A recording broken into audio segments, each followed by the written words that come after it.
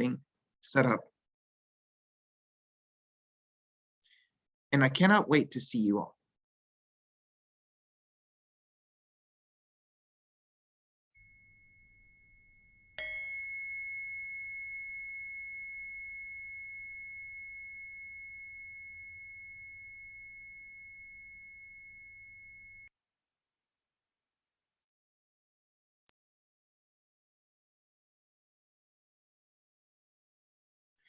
Good morning. Welcome to worship with the community of Westside Unitarian Universalist Church, where compassion leads us to work for justice and equality. My name is Michael Munoz, and I am your worship leader this morning. I'm glad you are joining us for this service today. It is my hope that this gathering will renew your sense of community and connection and nourish your heart, mind, and spirit. Special thanks to all our special participants today, especially our AV team volunteers, hosts Spencer Maxwell and co-host Christina Sellers and Sue Anderson. Also, a big thank you to our Westside volunteers who make this service possible today. Our chalice lighters, Lane and Alice Craig, pastoral care representative, Kelly Flanagan, our meditation leader, Diane Austin, social justice chair, Cindy Fountain, I believe Christina Sellers, excuse me, as well as our important staff, our Director of Lifespan Religious Education, Nikki Kennedy, our pianist, Dr. Yuki Kumamoto, Office Administrator, Don McGee, and now that we are both at church and remote, our sexton, Jean McKean. At Westside, we are raising the next generation of Unitarian Universalists, and we want them to know that they are an important part of our community. Several years ago, we chose to be radically inclusive and to adopt a multi-generational worship, where our services include all family members. So, welcome to all children and youth of all ages. Westside is a community of many beliefs, genders, and sexualities, a community of diverse cultural, racial, and class backgrounds, a community of varied beliefs and gifts. Some here find inspiration in the great books, others in the great outdoors, and others still in great conversations. Whoever you are, whoever you may be, we welcome you to bring your whole self into this community.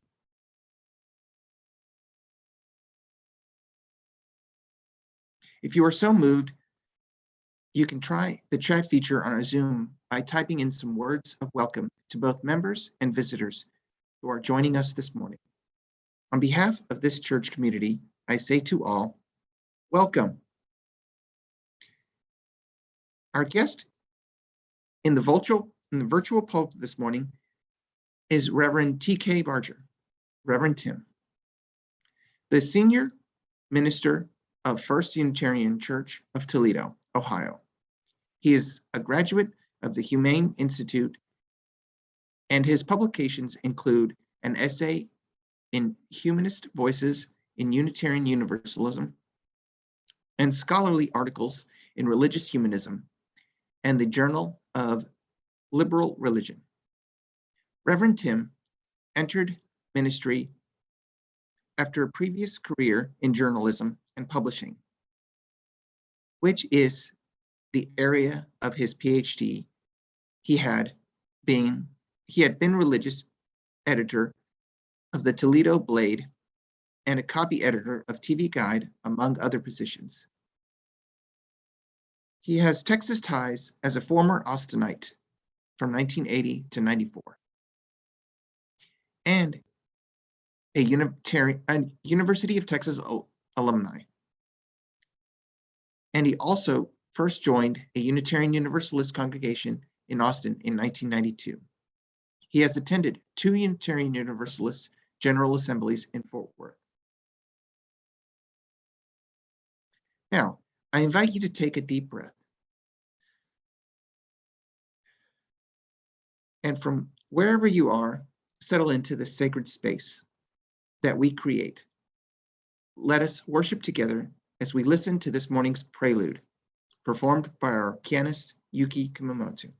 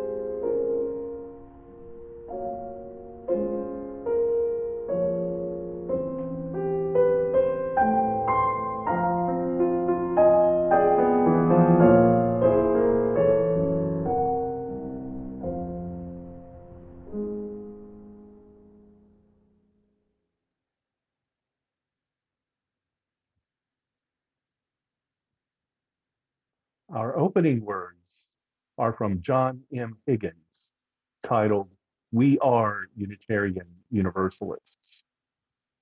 Welcome to this place. This is a home where no revealed truths are promoted and no scripture or human being accepted as infallible. This is a place for searching for truth. But we are believers. We believe in intellectual freedom. We believe in justice. We believe in compassion and concern for each other and the whole world. We believe in commitment to those ideals which make us caring and active in the struggles for human dignity. We are Unitarian Universalists.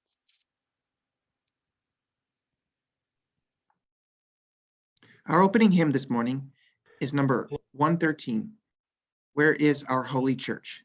Written by Edward Henry Wilson, a Humanist Manifesto singer and one of the early leaders of the American Humanist, performed by Les Tracy.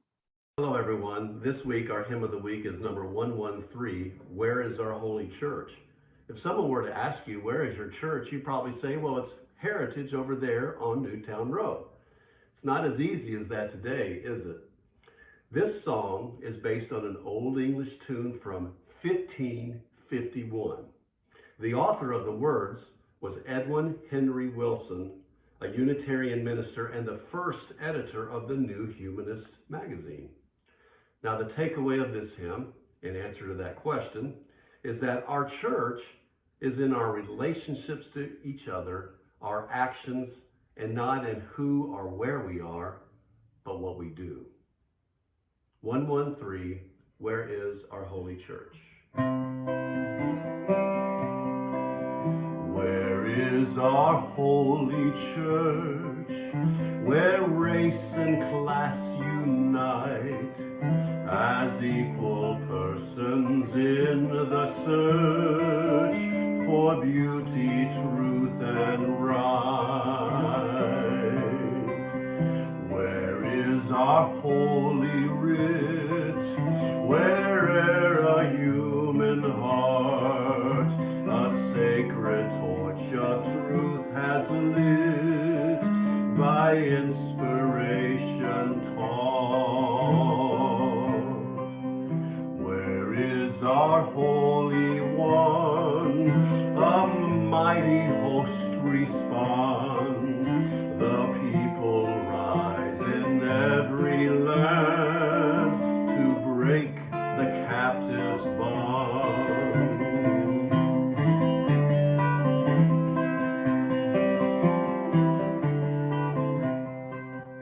Where is our Holy Land?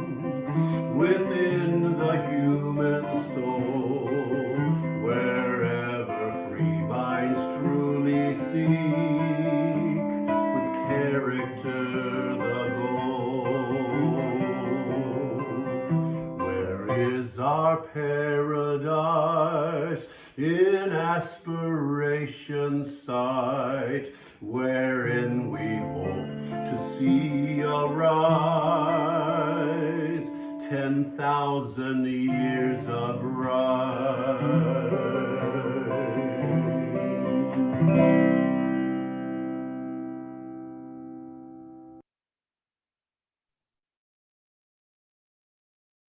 This morning's chalice will be lit by Lane and Alice Craig.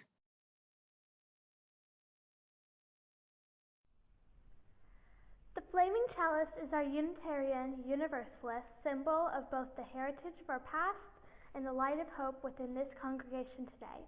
If you have a chalice at home, please light it with me. Our chalice reminds us that the fire within ourselves is the same fire that illuminates the universe. It is our reminder that all is connected, even though the space of the void is vast, and our experience here is but a blip in the cosmic timeline. This flame is our promise that in our smallness and our short time on this earth, that we live intently and deeply with love for one another, honesty and integrity, to be guided by rational thought and critical thinking, and with a sense of shared responsibility, for as the late astronomer Carl Sagan reminded us, this pale blue dot is the only home we've ever known.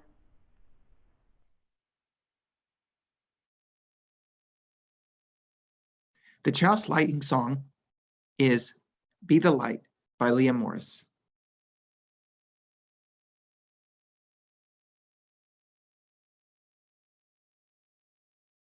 There is always a light.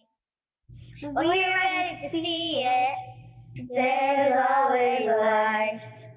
When we're ready to see it, to see the light, to be the light, to raise our arms in the dark of night, to climb this hill, together we will. There's always a light. There's always a light. There's always a light. There's always light.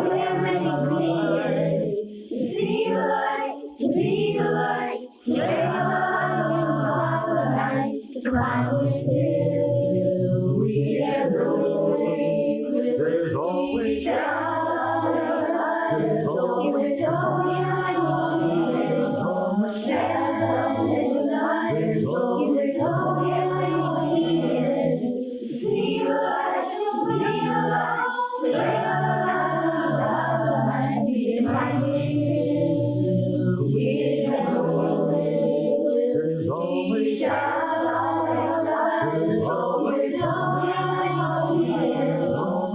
light, to be the light.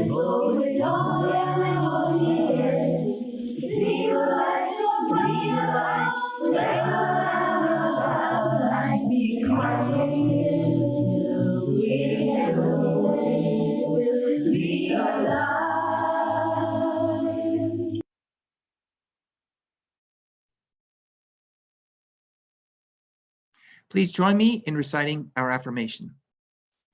Love is the doctrine of this church.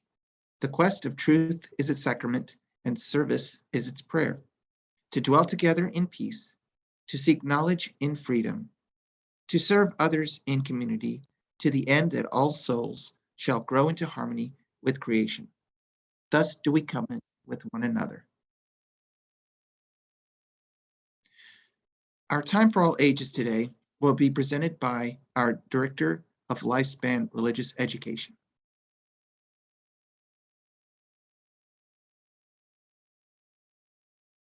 Good morning, Westsiders. I am so happy to be here with you this morning as I sit outside and I feel the cool air and I hear the birds calling. I wish you all a great morning today. I have a story I'd like to share with you.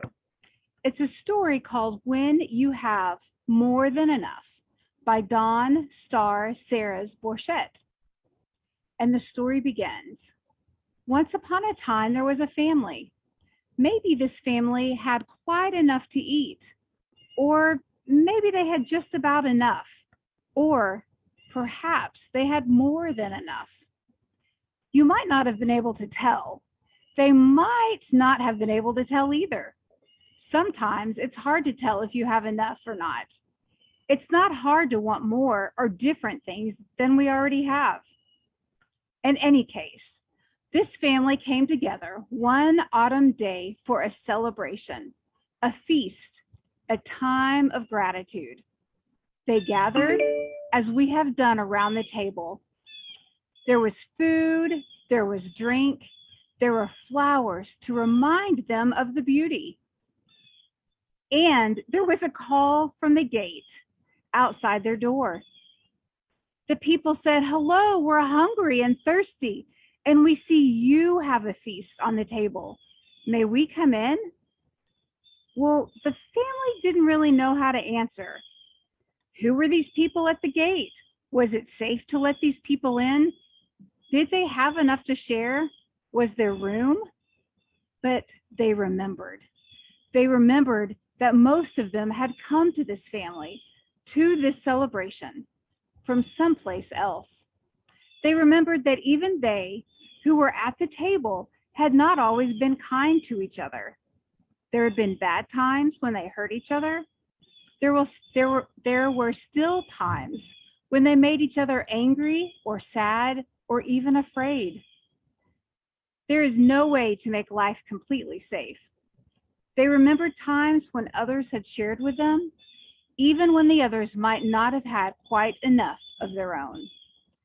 They remembered when each new member of the family had been born or had come to stay or had married in.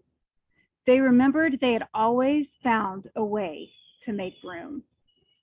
And they remembered an old saying, when you have more than you need, it is better to get a longer table than it is to build a higher fence.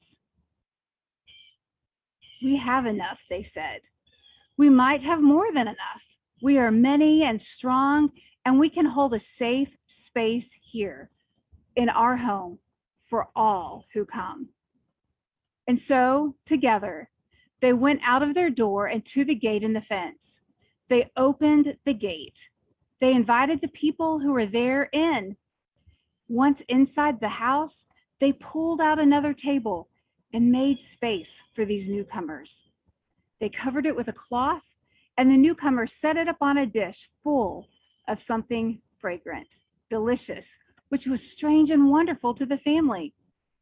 Everybody shared, and there was enough.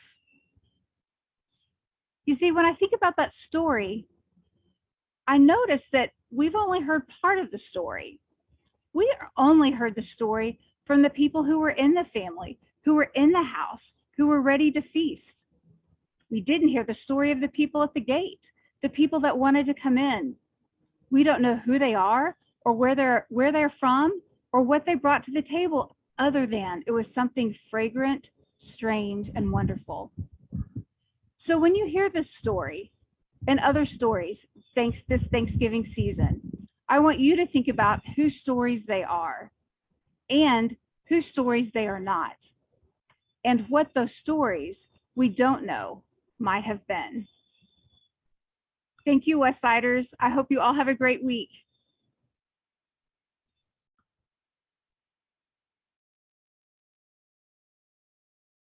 Thank you, Nikki.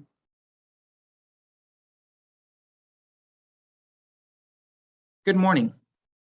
We are grateful you are here with us for this service. It is that time in our service when we share our joys and concerns. While we continue to meet online, anyone can submit a joy or concern by emailing the pastoral care team at pastoralcare@westsideuu.org or through our web form located at the program tab on the church's website, and then click on the care and support. As we share our joys and concerns, as we share our joys with others, those joys are multiplied. When other hearts know our joy shines all the brighter. As we share our concerns, our community can offer its care.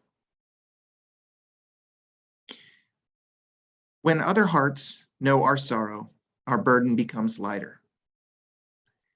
This is the time in our service when we offer witness and support for one another's journey.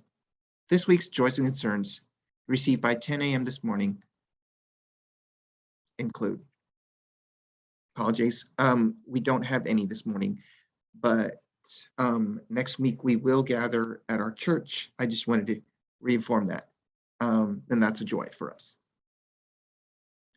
Thank you for sharing those with us. It is good to share with one another, as sharing draws our community closer. Please know that our pastoral care associates are available to support you with deep listening and, when needed, through our InReach Fund for short-term financial support of members in need. We are here for you.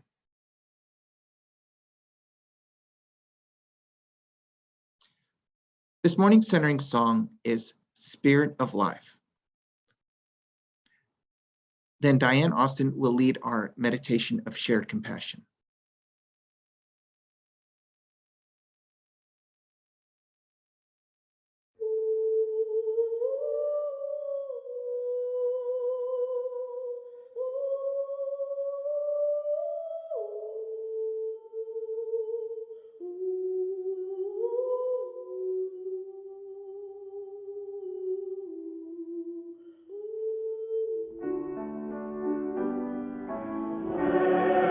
Spirit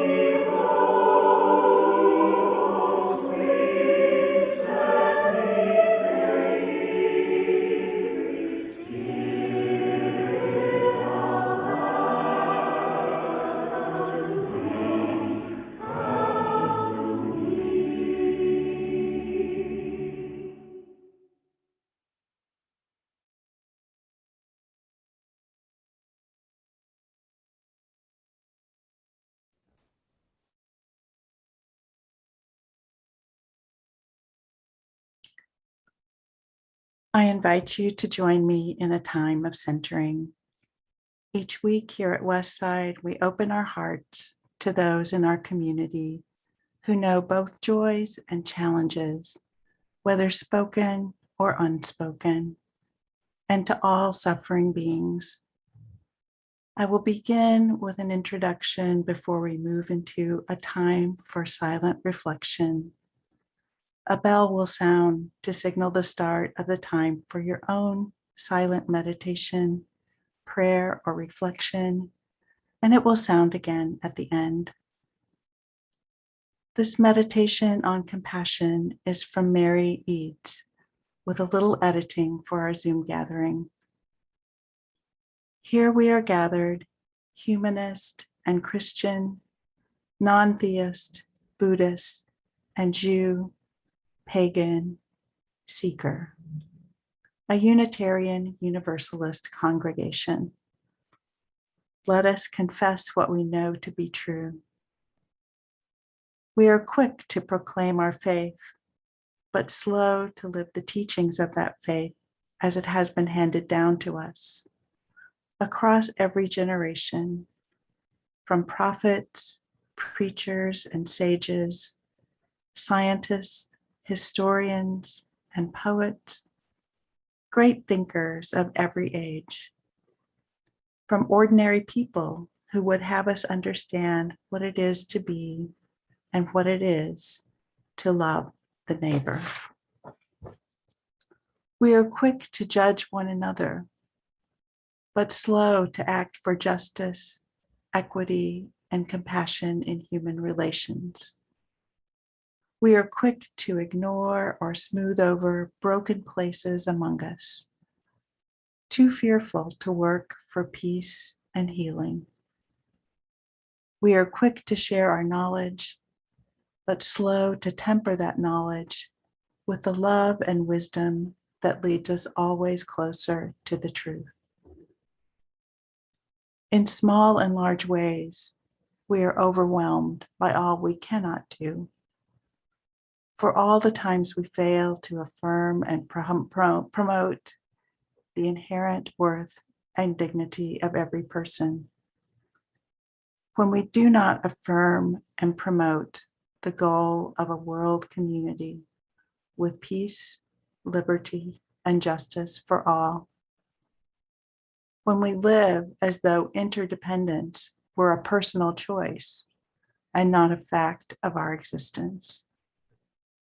We ask forgiveness of one another, and we vow to begin again in this and every moment.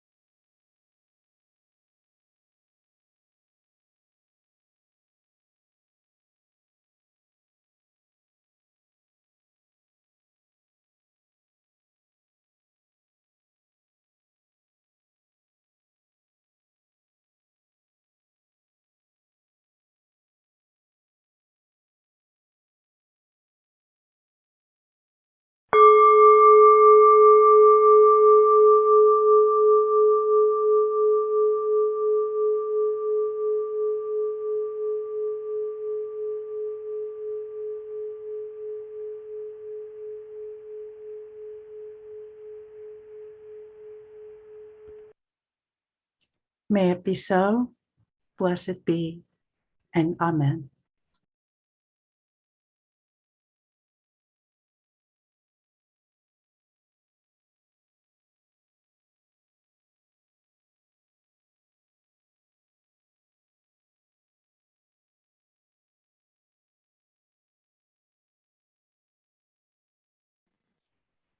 Good morning. Thank you, Diane. This is Christina Sellers, your social justice rep this morning. Westside's plate offering for November is the AFIA Center. The AFIA Center is the only reproductive justice organization in North Texas founded and directed by Black women. It was established in response to the increasing disparities between HIV incidences worldwide and the extraordinary prevalence of HIV among Black women and girls in Texas. It recognizes that this intersects with reproductive justice. On its website, the AFIA Center explains that we are transforming the lives, health, and overall well-being of Black women and girls by providing refuge, education, and resources. We act to ignite the communal voices of Black women, resulting in our full achievement of reproductive freedom. AFIA Center does this through such programs as LOL, Living Out Loud with a Purpose, a trauma-informed, peer-driven project targeting Black, cisgender, and transgender women living with HIV, and Support Your Sista, which assists people seeking abortion care with transportation and childcare costs. You may be familiar with Ms. Marsha Jones, who is a co-founder and the executive director of the AFIA Center. Ms. Jones travels to Austin regularly, speaking tirelessly for maternal health care, access to abortion, and all forms of health care, which our state makes unjustly out of reach for so many. As Martha Jones says, the denial of health care in any form is a violation of human rights. Westside has affirmed that Black lives matter. Let's give as we can to an organization that is fully centering Black lives. You can give online now through the church's giving page or by using the Vanco mobile app.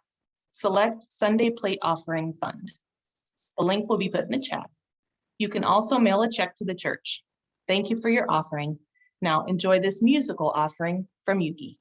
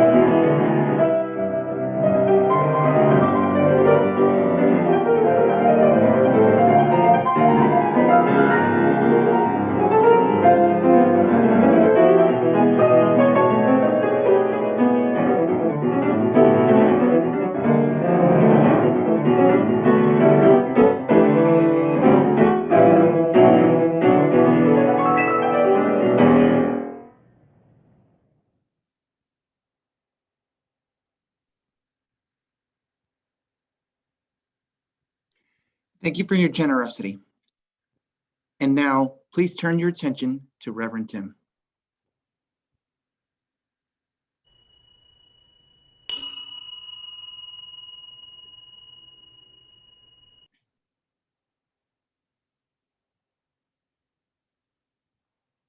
Hello all, and thanks for the invitation to be in Fort Worth, even if it's only by Zoom.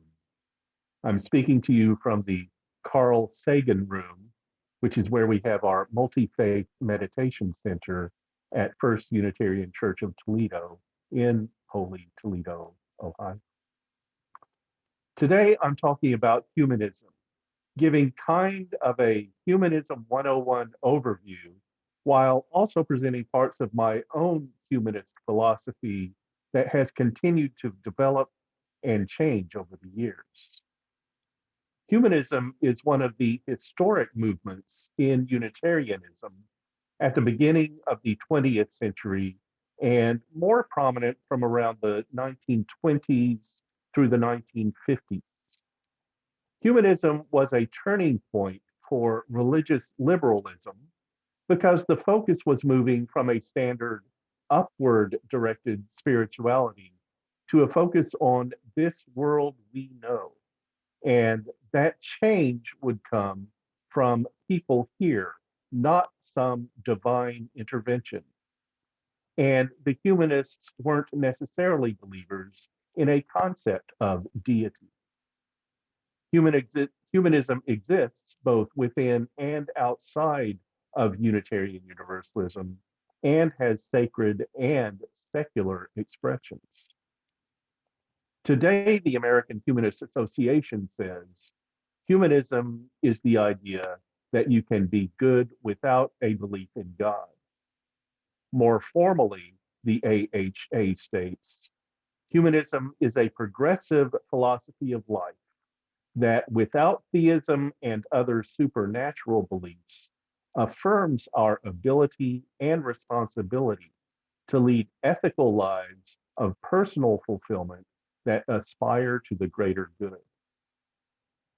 Let's go to 1933 and the Humanist Manifesto. Though there were follow-up manifestos in 1973 and 2013, the first manifesto still has a large place in the movement. The Humanist Manifesto of 1933 is a short document, about 1,100 words, starting, "The time has come for widespread recognition of the radical changes in religious beliefs throughout the modern world." It succinctly states 15 affirmations as a new statement of the means and purposes of religion, seeking to establish a religion that can hope to be synthesizing and dynamic force for today and shape for the needs of the 20th century in which it was written. The religious humanist affirmations include that the universe is self-existing and not created, that man, in the language of the time, is part of nature and emerged in a continuous process. In other words, evolution exists. That science makes the supernatural unacceptable. That the objective of religion is human significance obtained through human expression, and that associations and institutions exist for the fulfillment of human life. I've been a Unitarian Universalist officially after signing the membership book at the First Unitarian Universalist Church of Austin, Texas, since 1992. I had known about this religion most of my life, but didn't attend a service until 1989. I think at that time, all I knew about the Humanist Manifesto was that it was maligned on right-wing talk radio.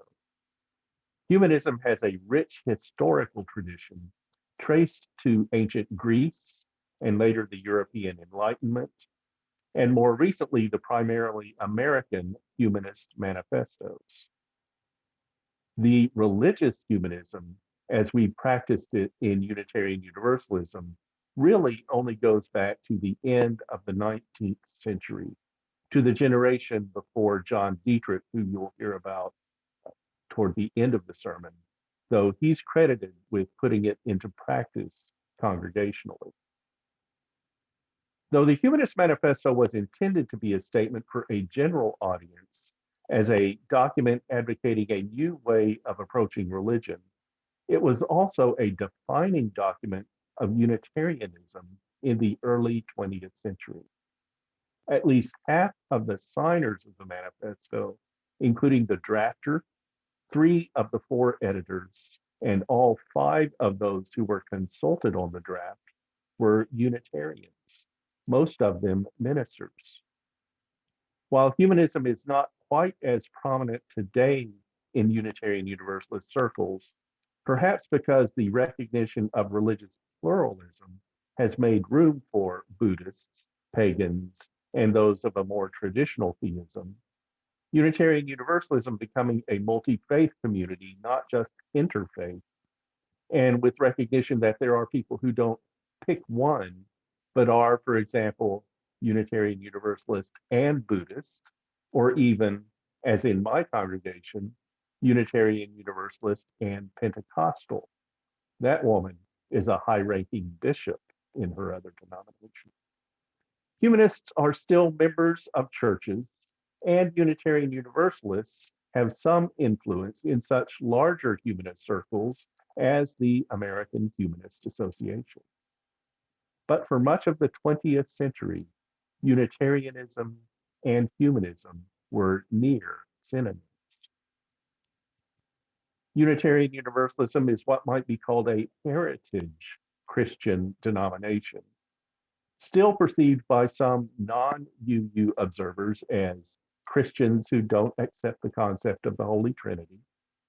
Others see it as a shallow, believe what you want church. One of my seminary professors said that it's actually believe what you must. It has a proper identification too as a church that honors world religions, including non-belief, no faith. And now it's also viewed as a social justice organization because we're identifying as sacred equity and human and other rights. And the current process being to honor traditional minorities, whether people of color, sex assigned, relationship, or others, by putting representatives of historical discrimination in positions of leadership, and the church moving to make things good and well in that aspect.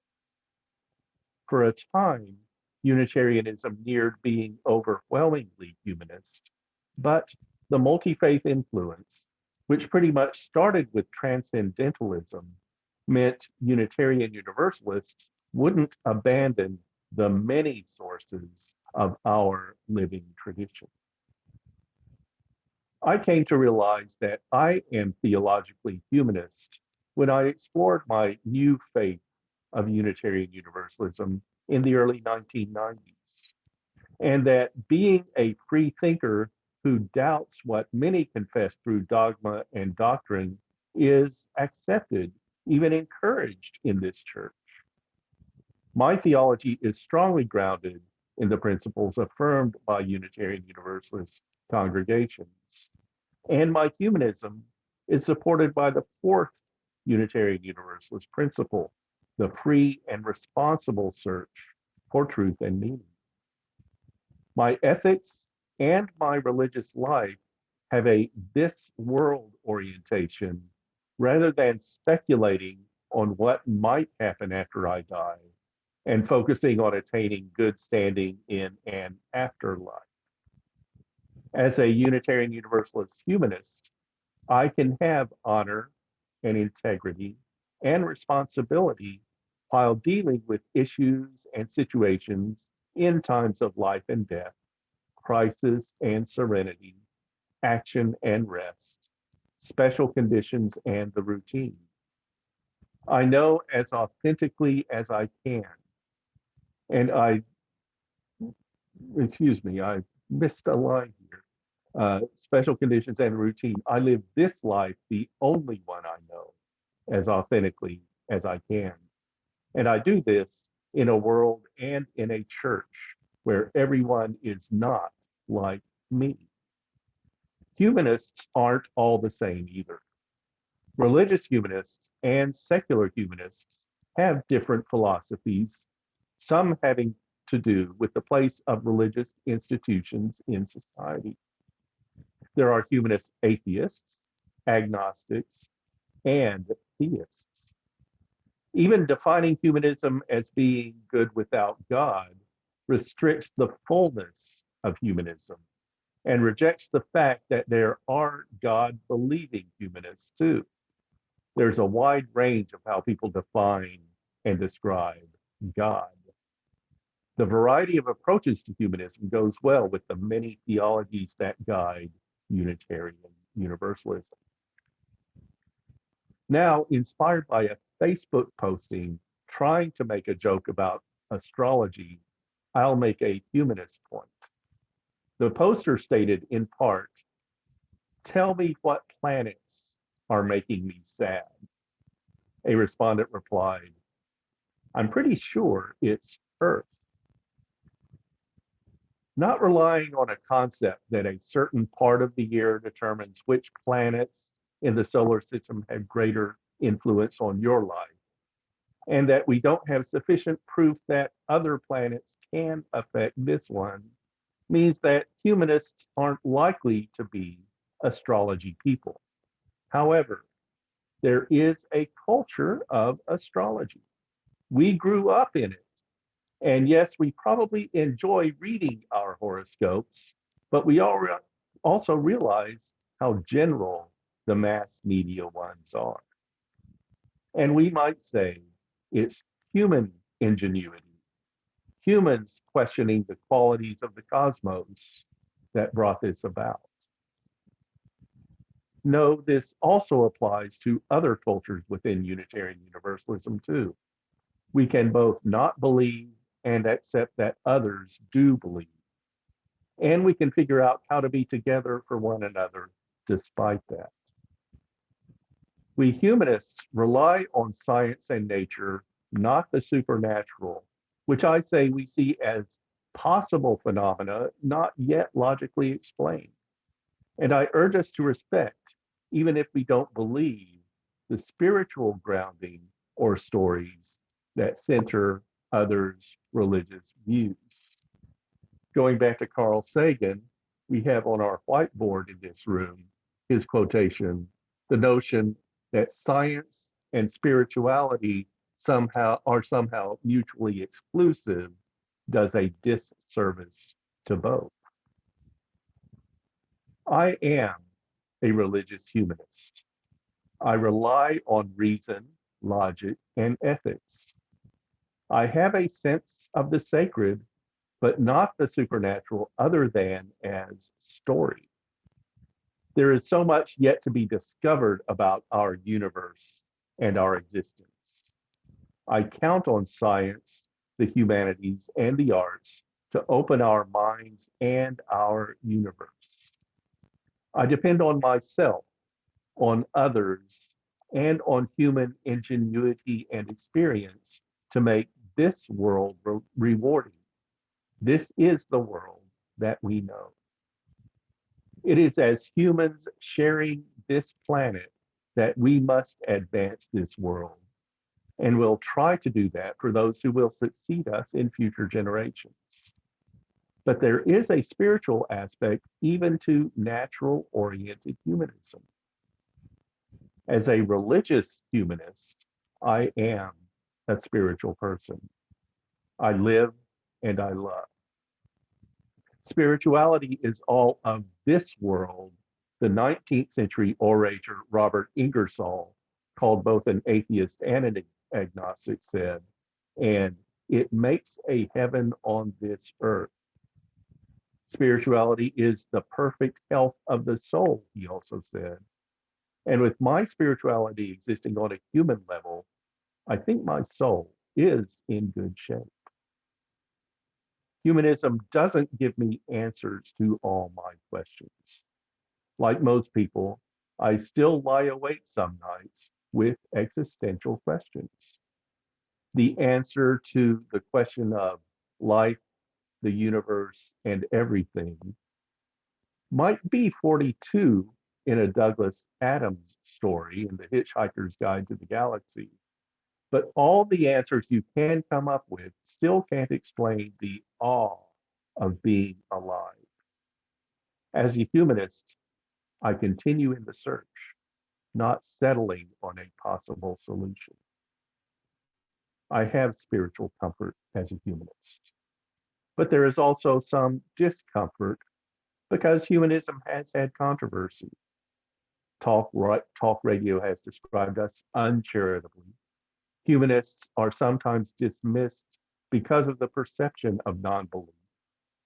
We're equated with hardline atheism, and some so-called godly people don't understand that morals and ethics do not have to be religion-driven. They might rape and murder if they didn't have a fear of God, but we don't because we have a love of people, is a simple way to put it. There is also humanist controversy within our own Unitarian Universalist church. My own thought is that it goes back to the consolidation of the Unitarians and the Universalists. And as Unitarians made great moves to include Universalists and their stronger Christian orientation, some humanists became separatist and oppositional, which we shouldn't be. And in their strident "this is humanism" positions, some have come to be called flat earth humanists because of their humanist fundamentalism. In Unitarianism and Humanism, a 1925 sermon, 8 years before the first Humanist Manifesto, John Dietrich said, "In fact, just as we have fundamentalists and modernists in the Protestant churches, so in the Unitarian movement, we have these days considerable discussion between theists and humanists. The only difference being that in our fellowship, we have the highest regard for one another's views and differ with perfect sympathy and understanding." I don't know if that's a sarcastic statement or not. Over the years, friction has grown between some humanists and some theists, in part with that so-called flat earth label. And I'm working to restore actual high regard that we must respect rather than dismiss people who hold beliefs different from our own. My humanism has changed over the years, and I probably was something of a flat earther early on. If you believe what I don't, you don't matter isn't the best position to hold, especially if you honor the dignity aspect of our all people have inherent worth and dignity first principle of Unitarian Universalism. I've come to respect others' stories more. I urge you to let your humanism evolve too. But I also hope those of other beliefs also let their outlooks and philosophies and theologies evolve in the Unitarian Universalist manner, and that we can do so through conversation and the ways we're in community. In Unitarianism and Humanism from 1925, John Dietrich, who lived from 1878 to 1957 and is called the father of religious humanism, spoke of how theists and humanists can coexist. Dietrich was the longtime minister of First Unitarian Society in Minneapolis, the church where many years later I was an intern minister, and he was instrumental in the publication of the Humanist Manifesto of 1933. His conception of humanism, he said, does not deny the right to believe in God and learn what you can about that which we designate as God, but it places faith in people, a knowledge of people, and our duties toward one another first. It is principally a shifting of emphasis in religion from God to people. It makes the prime task of religion not the contemplation of the eternal, the worship of the Most High, the withdrawal from this world that one may better commune with God, but rather the contemplation of the conditions of human life, the reverence for the worth of human life, and the entering into the world in order that by human effort, human life may be improved. In short, the task of humanism is to unfold the personality of people, to fit and qualify them for the best use of their natural powers and the fullest enjoyment of the natural world and the human society around them. It conceives of religion as spiritual enthusiasm directed toward the enrichment of the individual life and the improvement of the social order. With that, I hope you're ready for some self-instruction and you'll take up Humanism 102. Humanism can't be fully explained in a Sunday sermon, but you're human, so you're partway there already. Best wishes in your seeking and sometimes finding. Thank you, Westside. So be it.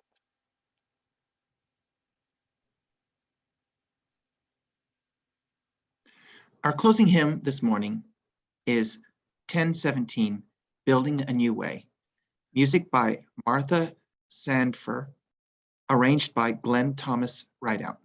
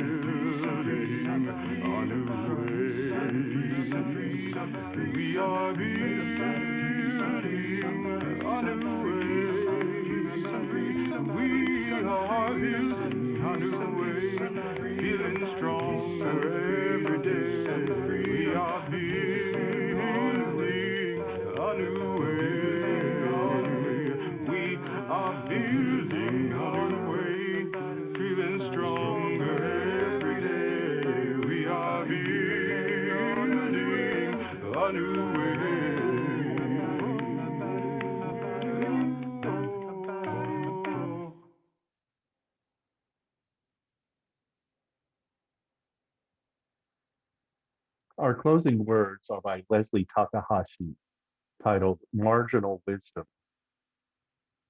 They teach us to read in black and white. Truth is this, the rest is false. You are whole or broken. Who you love is acceptable or not. Life tells its truth in many hues. We are taught to think in either or, to believe the teachings of Jesus or Buddha, to believe in human potential or a power beyond a power beyond a single will. I am broken or I am powerful. Life embraces multiple truths, speaks of both and of and. We are taught to see in absolutes, good versus evil, male versus female, old versus young, gay versus straight. Let us see the fractions, the spectrum, the margins. Let us open our hearts to the complexity of our worlds. Let us make our lives sanctuaries to nurture our many identities. The day is coming when all will know that the rainbow world is more gorgeous than monochrome, that a river of identities can ebb and flow over the static, stubborn rocks in its course, that the margins hold the center.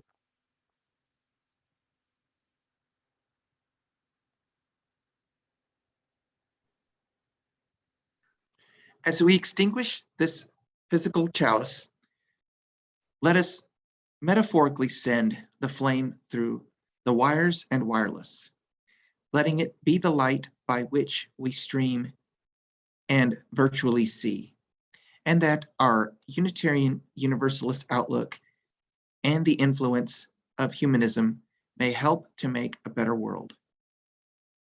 Join me in our congregational closing. Let us go in peace, believe in peace, and create peace in our lives and in the world. May it be so. Blessed be. Amen.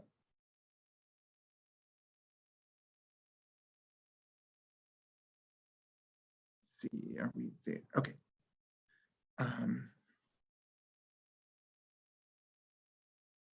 That ends our formal service this morning. This morning, we will combine